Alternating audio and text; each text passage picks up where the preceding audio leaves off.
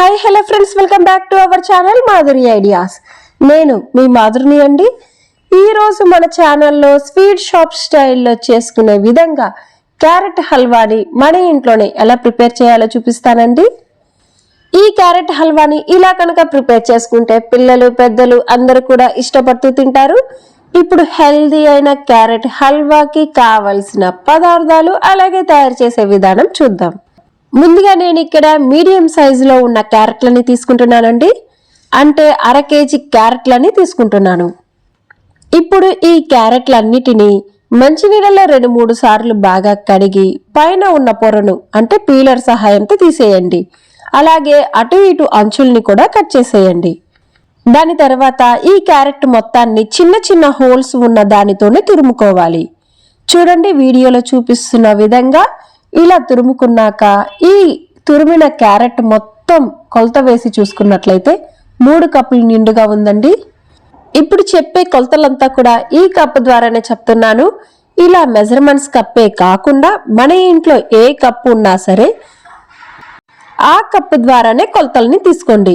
ముందుగా గ్యాస్ స్టవ్ని ఆన్ చేసి ఒక కడాయిని పెట్టండి. కడాయి లైట్గా వేడెక్కిన తర్వాత అందులో 2 టేబుల్ స్పూన్ నిండుగా నెయ్యిని వేయాలి. ఇలా నెయ్యి మెల్ట్ అయిన తర్వాత 10 నుండి 15 వరకు జీడిపప్పు అలాగే బాదం పప్పుని తీసుకొని ఇలా చిన్న చిన్న పీసెస్ గా కట్ చేసి వేసుకోవాలి. ఇలా నెయ్యిలో వేసిన తర్వాత వీటిని దోరగా వచ్చేంత వరకు ఫ్రై చేసుకోవాలి. ఇందులో ద్రాక్షని కూడా వేసి ఫ్రై చేసుకోవచ్చు, కానీ ఇక్కడ నేను వేయడం లేదండి.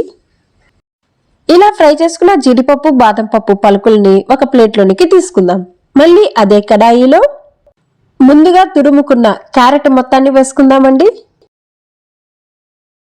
ఇలా క్యారెట్ అంతా వేసుకున్న తర్వాత వీటిని కంటిన్యూగా కలుపుకుంటూ కొంచెం పచ్చి వాసన అంతా పోయేంత వరకు ఫ్రై చేసుకోవాలి. అంటే గ్యాస్ స్టవ్ని మీడియం ఫ్లేమ్లోనే పెట్టి 5 నిమిషాల వరకు ఫ్రై చేసుకోవాలి. చూడండి, ఇలా 5 నిమిషాలు అయిన తర్వాత క్యారెట్ రంగంతా మారింది, అలాగే మంచిగా ఉడికిపోయింది. ఇలా ఉన్నప్పుడు 3 కప్పుల నిండుగా పాలని పోసుకోవాలి. పాలు కొంచెం ఎక్కువగా పోసుకుంటేనే క్యారెట్ హల్వా టేస్ట్ అనేది చాలా బాగుంటుంది. ఈ పాలల్లోనే క్యారెట్ అంతా కూడా బాగా ఉడుకుతూ పాలు దగ్గరికి వచ్చేంత వరకు మరిగించుకుంటే క్యారెట్ వాసన అనేది కూడా తినేటప్పుడు రాకుండా ఉంటుంది. అలాగే వీటిని మధ్య మధ్యలో కలుపుకుంటూ క్యారెట్ హల్వా దగ్గరికి వచ్చేంత వరకు మరిగించుకోవాలి. ఇప్పుడు చూడండి, క్యారెట్ అంతా కూడా మనకు దగ్గరికి వచ్చేసింది కదా.